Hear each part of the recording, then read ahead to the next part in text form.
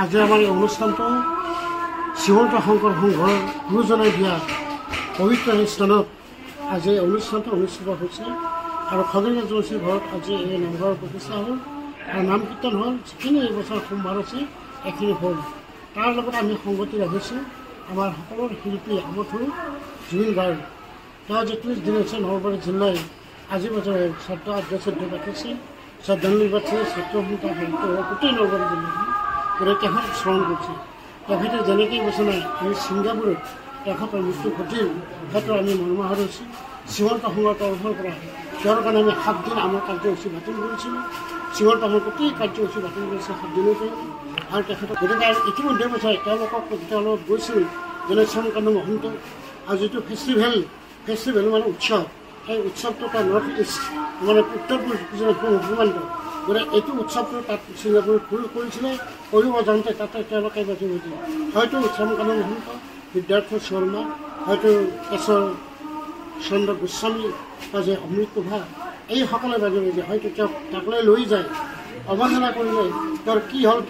তেওঁৰ ৰক্ষী তেওঁক নাচালে তেওঁৰ মেনেজাৰে তেওঁক গুৰুত্ব নিদিলে আৰু তেওঁক গুৰুত্ব নিদিলে পিছত চমকান্ত মহন্ত যাৰ কাৰণে আজি এই প্ৰাণৰ শিল্পীজনে এই বৈকণ্ঠভূমি হ'ব লগা হ'ল তাৰ কাৰণে আমি দুখ প্ৰকাশ কৰিছোঁ আৰু সেনেজন শিল্পী আমি কোৱাটো টান কাৰণ তেওঁৰ মাত তেওঁৰ লহৰ তেওঁৰ গীত তেওঁৰ গুণ আৰু তেওঁ কৰা বছৰৰ কাৰ্যসূচীটো আমি নাপাহৰোঁ। প্ৰায় 37,000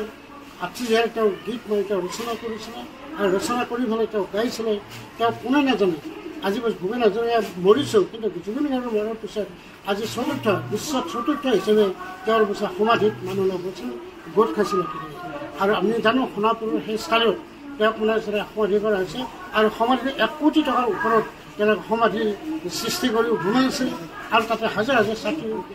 মানুহে তাত লাইন ধৰি আছে তেওঁক শ্ৰদ্ধাঞ্জলি কৰা প্ৰত্যেক জিলাত প্ৰত্যেক বছৰে মানে আপোনাৰ অসমতে তেওঁৰ বন্ধ পালন কৰিছে। পশ্চিমবংগতে যিমানে আপুনি বন্ধ পালন কৰিছে পশ্চিমবংগৰ আপুনি বছৰে যি মুখ্যমন্ত্ৰী তেওঁ বন্ধ পালন কৰিছে আৰু যোৱাকালি মানে আমাৰ বছৰে ভাৰতৰ বিৰোধী পাৰ্টি কংগ্ৰেছৰ মানে নেতৃত্ব দিয়া ৰাহুল গান্ধী আহি উপস্থিত হৈ তেওঁৰ সমাধিত শ্ৰদ্ধাঞ্জলি জনাইছে। তেওঁৰ ঘৰত তেওঁৰ মানে পৰিমাক খবৰ ল'ব গৈছে যাই তেওঁ যিখিনি কৰিছে গোটেই ঘৰ সন্ধা আছিল কথা কাৰণ শ্ৰীমন্ত শংকৰ বছৰে এইবুলি নহয় আৰু যি চমকান্ত মহন্ত শব্দটো তেওঁলোকে জেলত কোনো জেলত তেওঁ নাৰাখা হৈছে ৰাইজে প্ৰতিবাদ কৰিছে য'ত জেলত দিব যায় তেওঁক প্ৰতিবাদ কৰে য'ত যায় প্ৰতিবাদ কৰে এইখিনি কথা সফল হৈছে গতিকে সেইকাৰণে বাজিব যে আমি যিমান পাৰোঁ আমাৰ লগত জীয়াই ৰাখোঁ তেওঁৰ জীয়াই থাকোঁ তেওঁ কালজয়ী জীয়াই থাকোঁ তাকে কামনা কৰোঁ মোৰ ছাত্ৰময় আমাৰ সমাজ জাতিৰ মৃত্যু নহয় ভগৱান আমি শান্তি শান্তি শান্তি। কৃষ্ণ জয়গুৰু শংকৰ পৰম ভক্তিভাজন বাবান্ধৱ ভাই মাতৃ সমস্ত শ্ৰীমন্ত শংকৰদেৱ সংঘ নলবাৰী আঞ্চলিক শাখাৰ অন্তৰ্গত 1 নং সাতকত্ৰা প্ৰাথমিক শাখাৰ সন্মানীয় কৃষ্ণ কলিতাৰ বাপৰ গৃহত ৰাজবংশী বাপৰ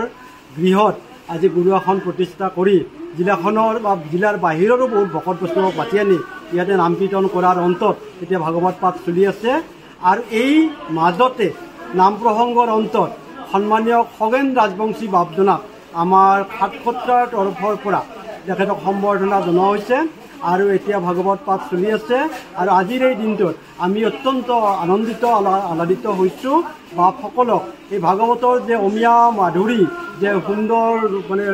মানে অনুষ্ঠান কৰিছে তাৰ কাৰণে আমি কৃষ্ণ ৰাজবংশী বাপক আমি কৃতজ্ঞতা জনাইছোঁ আমি সেৱা জনাইছোঁ খগেন ৰাজবংশী বাপক যিজন বাপে শ্ৰীমন্ত শংকৰদেৱ সংঘৰ মজিয়াত এইখন প্ৰাথমিক শাখাৰ জন্ম দিয়াৰ উপৰিও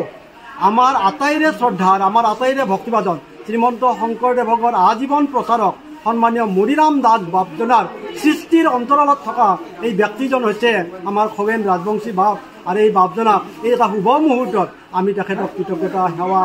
জনাইছোঁ তেখেতৰ দীৰ্ঘায়ু কামনা কৰিছোঁ অনুষ্ঠানটোৰ সফল সামৰণিৰ কাৰণে বাপসকলক সেৱা জনাইছোঁ। কৃষ্ণ জয়গুৰু।